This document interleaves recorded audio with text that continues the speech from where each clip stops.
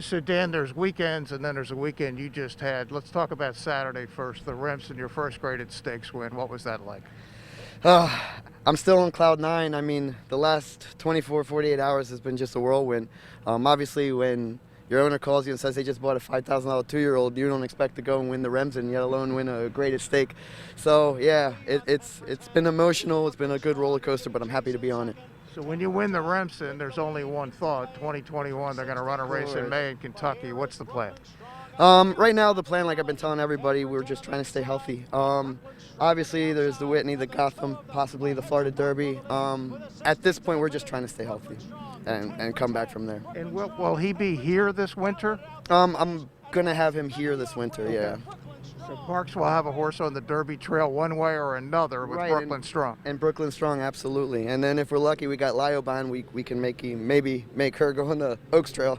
So back to Brooklyn Strong, when your owner calls you, the sale was in June, right? Is that right? It was I late? think it was a postponed sale, yeah. I Right, think so- it was late June, if I'm not mistaken. So it was in My time frame June, might be a little and he says, "Hey, we're going to bid on this horse in 5,000." Or had you even seen the horse? Had you seen No, pictures? he sent Had me you seen pictures. anything? Okay. He sent me pictures, and I just said, "Listen, just make sure he's correct, and we'll go from there."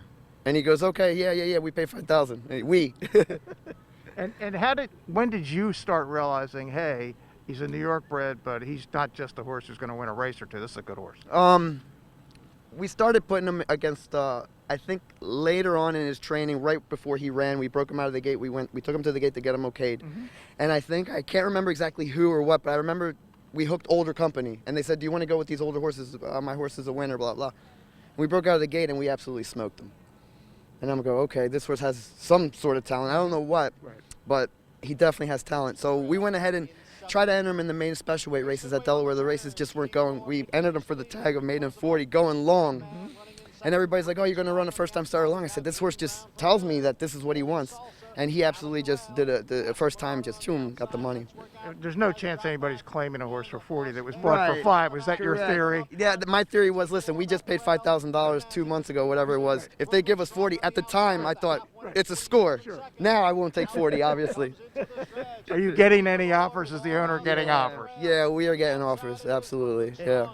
And are you going to be able to stay in on it if there are offers taken or to be determined? We've had a couple offers on the table as far as just trying to buy 75%, letting me and Mark keep a piece, and even as far as letting me still train the horse. So yeah, there's been a couple offers on the table, but obviously there's just offers.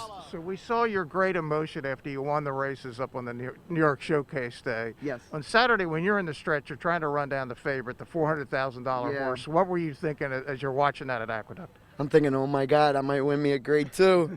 I might win me a grade 2. And then as the race progressed and I saw Brooklyn on the outside really laying down his head, I said, we're going to get him, because I just know this horse has grunt. And I just knew in my gut, I'm like, we got it. And boom, he got him right on the wire. And I get really excited talking about him, and this is a dream come true. And obviously we just got to stay healthy, and I would love to take this horse to the Derby, obviously.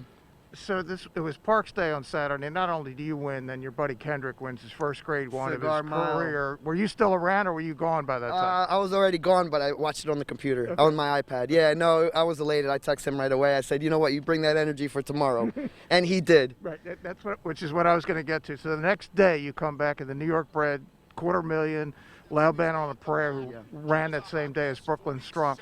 She didn't just win; she annihilated the field. Yeah. How good is she?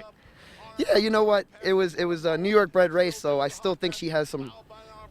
I still think she has to prove herself a little more. Brooklyn did it because it was open company. But nonetheless, when you watch a filly win that dominantly, you know moving forward that you got something special. So you're thinking you got going to have 2 horses here in the wintertime, and you're going to look for some of the 3-year-old filly races too, wherever they might be, leading up to maybe the Kentucky Oaks. My main concern right now is even if with the track or whatever come January, February, sometimes the track, because I have no pressure of having to point these horses anywhere. I could just lay them up a little bit and keep them healthy and then bring them in fresh. So I think we're going to let weather, health decide the way we take, Dan, your dad's in the Hall of Fame here. He's won over 1,000 races. Yeah. What's it like for him to see you doing this? Man, it almost feels like he told me. It almost feels like he's doing it. He called me the first time when I won my first stake race in October, and then followed it up 30 minutes later winning another stake race. he was in tears, and I've never seen him cry in my life ever. But I heard him on the phone choked up, and that choked me up. And let's just say we were all crying. It's just a very emotional thing. You know, this game. You put so much sacrifice. You sacrifice everything sometimes, and these moments are unbelievable.